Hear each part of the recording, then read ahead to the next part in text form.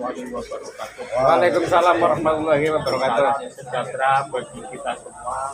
Hari ini kita berjumpa lagi dalam podcast keliling, podcast abal-abal, podcast yang jangan dihakimi kemungkinannya. Ini podcast abal-abal, ya kan? Terkait dengan pemilihan kepala daerah yang nanti akan diselenggarakan pada bulan November 2025. Secara bersama-sama kita memang mengetahui beberapa nama yang baik bermunculan menjadi topik perbincangan di berbagai komunitas, apakah komunitas kuasa beduk, apakah komunitas warung pinggir jalan, ya kan? Satu hal yang menarik dari beredarnya nama-nama yang ini adalah pengumpulan generasi muda di Kabupaten Tegal. Misalnya kita tahu ada Mas Sultan Maulana Rohman dan Mas Haryo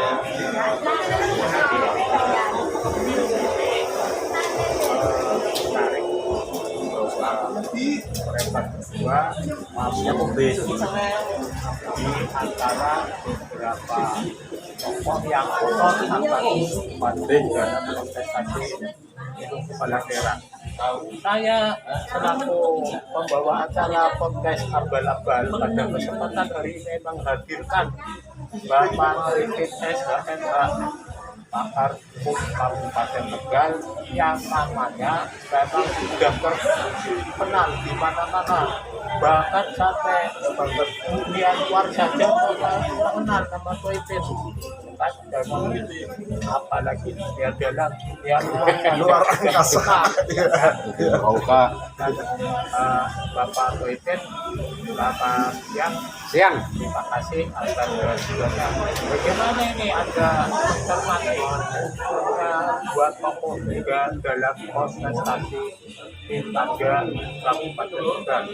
Apakah memang Kabupaten Tegal sudah saatnya ini mulai dilakukan atau bagaimana menurut pada Bapak ini?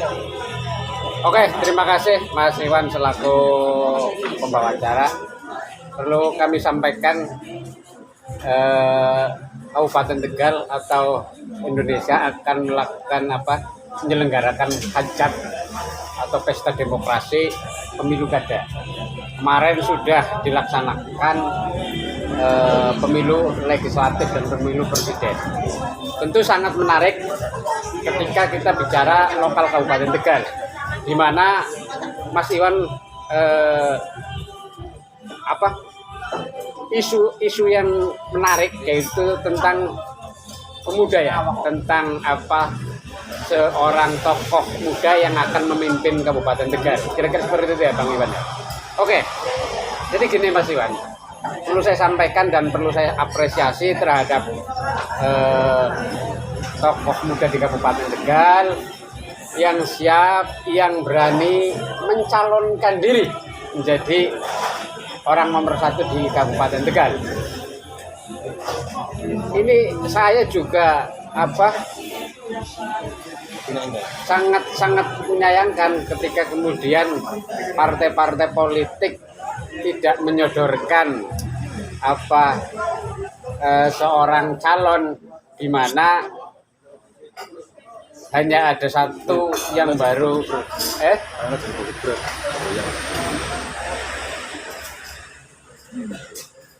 jadi ya, intinya Bapak Tripit menyayangkan manakala partai politik yang ada di Kabupaten Tegal itu tidak menyodorkan kadernya, tidak melakukan sosialisasi kaderisasi untuk kadernya sendiri agar maju menjadi bakal calon bupati seperti itu Bapak Tripit. Iya. Ya, sangat disayangkan partai politik yang ada di Kabupaten Tegal tidak menawarkan kadernya ke masyarakat seperti itu ya, intinya ya. Intinya iya betul.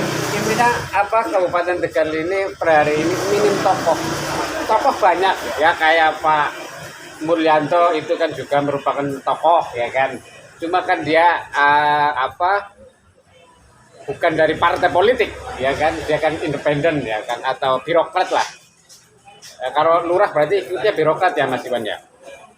Ya artinya partai-partai di Kabupaten Tegal tidak bisa menciptakan tokoh atau gagal dalam mengkaderisasi sehingga Kabupaten Tegal minim tokoh untuk dicalonkan menjadi Bupati Tegal. Kira-kira seperti itu Bang. Oke, terima kasih Bapak Taifin.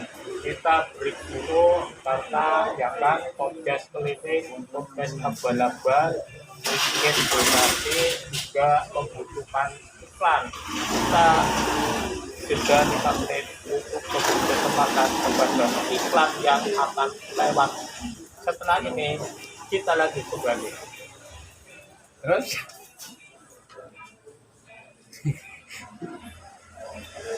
kameranya corot yang main mobil. Terima kasih. Berjumpa kembali di dalam podcast keliling, podcast abal-abal, podcast yang tidak perlu diakui Absahan legalitas. keabsahannya. Ngomong aja ngubeknya jadi goyang. Pada sesi pertama tadi disampaikan oleh Bapak Taifin selaku pakar hukum di Kabupaten Tegal terkait Belum saya kenal lor. Opos maning. partai politik Saya dalam juga sampai bersama Pak Ite. menawarkan kader-kadernya untuk menjadi calon pemimpin di Kabupaten Tegal. Terkait dengan Bapak Taifin, kita beralih kepada Bapak Mulyanto, tokoh masyarakat juga di Kabupaten Tegal. Beliau kebetulan kepala desa Irmasiti. Maka pada siang ini kita lanjutkan apa yang terjadi di Kabupaten Tegal, apakah kondisi ketidakmampuan partai politik dalam proses pengkaderan ini, bagaimana Ibu pada Bapak Mulyanto menyikapi apa yang menjadi pesan Bapak Taifin mengucapkan, silakan. Ya, terima kasih dan selamat siang pada semua yang menonton nantinya. Apa yang tadi disampaikan oleh Bapak Taifin selaku pakar hukum di Kabupaten Tegal, saya menguatkan statement dari Bapak Taifin tadi bahwa minimnya pengkaderisasian terhadap kader partai politik yang ada di Kabupaten Tegal seperti PDIP dan Golkar, Gerindra, PKS, ada PKS, P3 dan partai lainnya. Saya kira betul minimnya tokoh di partai-partai tersebut, minim proses pengadilan. Hanya satu partai saya lihat yang bisa mengkaderisasi, di situ mempunyai masa komunal juga dan menjadi partai pemenang pemilu 2024, yaitu PKB mendapatkan 17 kursi yang langsung sebelum ada pengumuman hasil dari KPU saja sudah memunculkan tokoh. Saat ini hasil dari penghitungan suara tingkat nasional, baik Rilkon maupun Wikon, ini hanya satu di Kabupaten Tegal yang sudah berani memunculkan kadernya, yaitu tadi disampaikan ada kaum milenial atau kaum Gen Z yang sedang naik daun atau menjadi slogannya di masyarakat itu ya, dengan demonya yang sedang populer itu langsung muncul. saya menggarisbawahi tadi yang disampaikan Bapak Toipin seperti partai-partai lain, contoh misalnya dari Golkar maupun dari Gerindra dan PDIP sendiri. Kenapa? Yang harus bisa memunculkan tokoh atau balon yang akan dipersiapkan untuk maju pilkada itu tentunya yang tidak usah koalisi satu di PDIP. Ya, PDIP. PDIP ini harusnya ini sudah berani memunculkan kader-kadernya. Ya di situ banyak kader misalnya seperti ada Mbak Dewi Aryani, terus ada Mas Oni, dan ada Mas Putri, terus ada Mas Nur Sidik, ya, ada Bapak Hirman. Nah, kenapa ini tidak dimunculkan?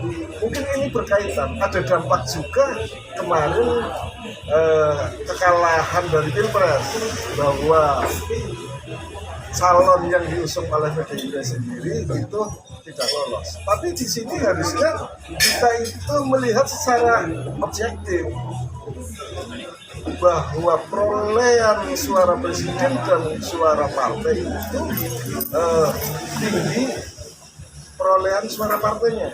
Seharusnya partai ini berani mengambil sikap dalam perhitungan politiknya untuk maju dalam kontestasi pilkada tahun 2024, khususnya untuk di Kabupaten Tegal ini. Itu di PDIP. Setelah itu di Golkar dan di Gerindra sendiri, ya di situ ada Mas Agus Solehin, ada Mas Jenny Bae, dan di Gerindra ada Mas Budi sendiri selaku ketua DPC, dan ada Mas Ade ya, atau bapaknya itu Pak Jipatudin. Ya, mereka adalah salah satu kader juga dari Gerindra. Kenapa tidak berani mengusulkan? Mungkin dalam perhitungannya mereka kurang dalam persiapan pengadilan betul tadi yang disampaikan Bapak Toipin. Sebagai partai politik ya, atau para pelaku pekerja politik yang ada di Kabupaten Tegal, ini seharusnya mempersiapkan untuk segala sesuatunya itu dan minimal 2 tahun atau 3 tahun, sehingga pada saat ini sudah muncullah tokoh-tokoh yang memang sudah dikenal oleh masyarakat. Kemudian nanti akan muncul nama-nama calon dari independen, misalnya seperti Mas Toipin yang sampai saat ini sedang menggalang KTP sebagai salah satu persyaratan untuk maju di KPUD. Dan nanti di situ ada seperti misalnya teman saya Mas Haji Muhammad Mumin, ya, ada Mas Pras, ada Soleh, siapa? Adi Prasetyo. Sebenarnya Mas Pras kenapa sih? Ya, mereka kemarin sudah mendeklarasikan sebagai bakal calon bupati malah melalui independen. Dia adalah seorang kader, akhirnya menjadi anggota legislatif dari Partai Gerindra, dan bapaknya ya mantan ketua DPC. Kenapa tidak mencoba ya melalui partai politik? Karena untuk menjadi calon dari balon kalau melalui partai politik itu sangatlah mudah dibandingkan dengan calon dari independen. Maka dari itu ya, saya anggap bahwa di Kabupaten Tegal saat ini adalah benar-benar mengalami krisis tokoh untuk pilkada. Di situ ada misalnya Pak Bagas, ini sebagai tokoh masyarakat di Kabupaten Tegal yang popularitasnya sudah tinggi dibandingkan dengan tadi misalnya Mas Ishak. Ya. Terus di situ ada Bapak Joko siapa mantan sekjen Joko Widodo. Waluyo apa Widodo. Oh, Joko Widodo, ya Joko Widodo. Nah, Bapak Joko Widodo ini sebenarnya kalau memanfaatkan dengan ketenarannya Bapak Jokowi ini, itu sudah masuk sebenarnya untuk brandingnya Bapak Joko ya, dengan menggunakan Jokowinya. Contoh misalnya Jokowi ya, Jokowi Tegal misalnya, itu sebenarnya gampang untuk menggiring opini masuk ke konsultasi. Terima kasih Bapak Wijanto atas pendapatnya. Jadi fenomena menarik ini bahwa manakala partai politik yang lolos dalam parlemen perantor ini baru PKB saja bukan yang membutuhkan tokohnya, sementara partai lain kita tahu mungkin mereka tengah juga bagaimana potensi penautan suara masyarakat. Yang menarik adalah bahwa munculnya tokoh dari partai politik ini ternyata lebih banyak muncul dari jalur calon independen ketimbang partai politik. Tentu saja hal yang sangat menarik tidak mungkin sikap ini. Podcast abal-abal akan kembali setelah yang lewat ini. Antara nenek ngomong yang hadir kembali di dalam podcast keliling, podcast abal-abal, podcast yang sudah diakui kredibilitasnya, bahwa yang menarik dari proses tahapan pemilihan kepala daerah di Kabupaten Tegal tahun 2024 tadi adalah munculnya tokoh muda ketua saat ini menjabat sebagai Garda Bangsa Kabupaten Tegal, Mas Ishak Maulana Muhammad. Di samping itu juga ada beredarnya nama Mas Dianyon. Tetapi yang menjadi pertanyaan dari berbagai lapisan masyarakat di Kabupaten Tegal adalah kemunculan Mas Ishak ini yang memang sudah tersosialisasikan sedemikian rupa, sudah pernah menghadirkan pengurus ranting PKB Kabupaten Tegal, sudah menghadirkan pengurus ranting PCNU beserta Banu-Banu yang di Kabupaten Tegal. Bukan pertanyaan di masyarakat bahwa PKB selaku partai yang bisa berdiri sendiri mengajukan calonnya. Ini kira-kira rekomendasi dari Partai Kebangkitan Bangsa ini nantinya akan akan diberikan kepada siapa ini? Apakah kepada masyarakat selaku ketua Garda Bangsa atau kepada incumbent Bupati Yazizan yang pada pemilu kepala daerah kemarin juga diangkat oleh PKB. Ini menarik untuk dapat dicari kira-kira kemana rekomendasi akan berlaku. Apakah akan diberikan kepada generasi muda masyarakat atau bisa tetap berpedoman kepada partai yang normatif saja seperti itu. Pada kesempatan yang seperti sekarang ini kami kembali menanyakan kepada Mas Wajid, bagaimana ini pendapat Mas Wajid terkait kemungkinan kepada siapa rekomendasi akan diberikan, apakah kepada generasi muda Islam Nusantara atau kepada incumbent yang kita tahulah bahasa normatif saja. Sekian silakan semua Bapak Pepin. Oke, terima kasih Bang Iwan. Ini pertanyaan sangat menarik ya, bagi saya sangat menarik karena ini ketika pertarungan rekomendasi, pertarungan rekomendasi itu pertarungan internal, yaitu di internal PKB. Sangat menarik ini pertanyaan dari Bang Iwan. Tentu pertimbangan secara politik PKB tentu dia tidak mau kehilangan bupati di Kabupaten Tegal.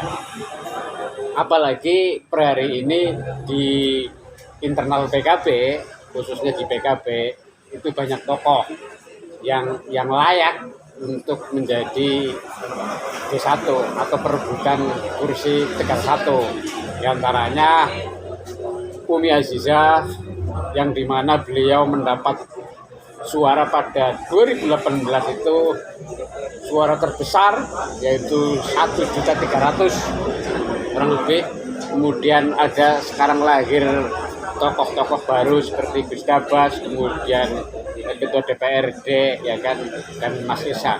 Tentu pertarungan rekomendasi ini sangat keras. Mungkin dari DPP atau Ketum akan mempertimbangkan ya secara matang siapa yang layak. Kalau menurut saya, kalau kita bukan mengecilkan siapapun ya kan, kalau pandangan saya secara pribadi rekomendasi tetap pada incumbent. Karena apa?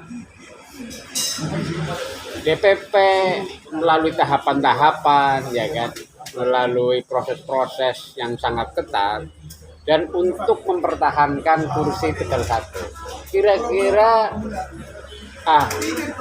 saya punya keyakinan rekomendasi masih di incumbent. Oke, terima kasih Bapak Toibin. Tokoh politik Kabupaten Tegal, Bapak Toibin berpedoman bahwa berkeyakinan bahwa rekomendasi itu arahnya akan condong kepada Incumbent Ibu Umi Azizah. Kita mencari pendapat lain dari Bapak Yanto, generasi milenial. tokoh politik juga di Kabupaten. Bagaimana ini terkait dengan kegiatan Bapak Toibin? Menarik memang bahwa berpartisipasi rekomendasi ini akan menjadi pertarungan internal partai di PKB yang akan sangat mungkin ya berjarak-jarak mungkin dan sebagainya. Tetapi barangkali kerumitan ini mampu diurai oleh Bapak Mujanto melalui sudut pandangnya. Silakan tunggu Bapak Mujanto. Oke, terima kasih Bapak Iwan kembali lagi dengan saya. Saya sifatnya objektif ya. Tadi disampaikan bahwa Ibu Azizah pada 2018 mendapat suara tertinggi di situ. DPT Kabupaten Tegal pada saat itu 1.300.000. Saat itu Bu Umi Azizah menang di 71%. Oke. Tapi terkait dengan rekomendasi yang nantinya PKB akan diberikan kepada siapa? Di sini saya masih Memiliki analisa apa? menganalisakan bahwa mereka antara Mas Ishak Maulana Rahman dan Umi Azizah, dua-duanya adalah kader partai yang memiliki kelebihan masing-masing. Satu, Mas Ishak sebagai Ketua Garda Bangsa Kabupaten Tegal, dengan prestasinya mereka sanggup dan terbukti bahwa Garda Bangsa di Kabupaten Tegal dengan milenialnya mengkaderisasi itu adanya Garda Bangsa di Kabupaten Tegal sampai saat ini berjalan, itu yang mampu mendongkrak suara PKB itu justru naik karena di milenialnya ini. Itu saya klaim bahwa 17 kursi yang didapatkan pemilu 2024 ini adalah hasil karyanya saudara kerja keras dari Mas Ismat sebagai Ketua Garda Bangsa.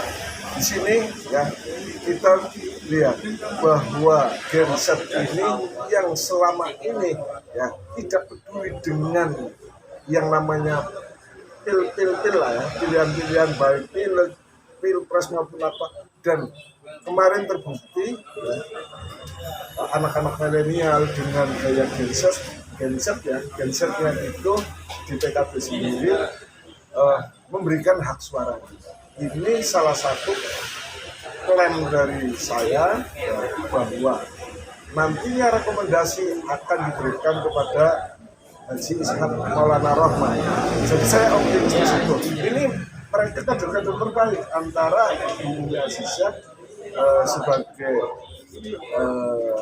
pengurus PKB dan juga pengurus Muslimat di Kabupaten Tegal ini, mereka sama-sama mempunyai basis massa. Namun di sini ada tahapan fase ya, misalnya masa. Ini bicara masa Bu Umi itu sebenarnya itu bicara di 2018, oke, saya akui. Nah ini 2024. Jadi sehingga nanti ketua umum ketika salah memberikan rekomendasi, ya tadi disampaikan bahwa Bapak Koibin ini bahwa rekomendasi akan ke Bumi.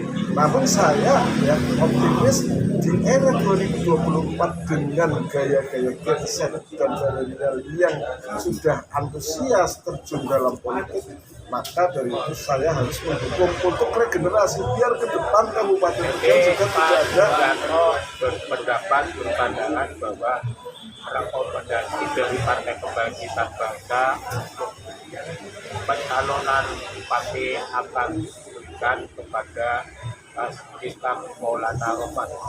Ini menarik dan kita tentu saja sebagai masyarakat yang sebagian besar telah memberikan mandatnya kepada PKB untuk menjadi pemimpin melanjutkan pembangunan di Kabupaten Tegal. Berharap tangan yang salah, tidak jatuh ke tangan yang salah. Kalau jatuhnya ke saya rekomendasi itu berarti jatuh ke tangan yang salah.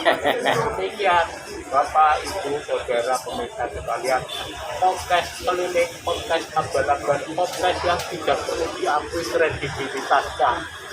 Kita akan kembali setelah yang banyak. Ada jalan lalu ya.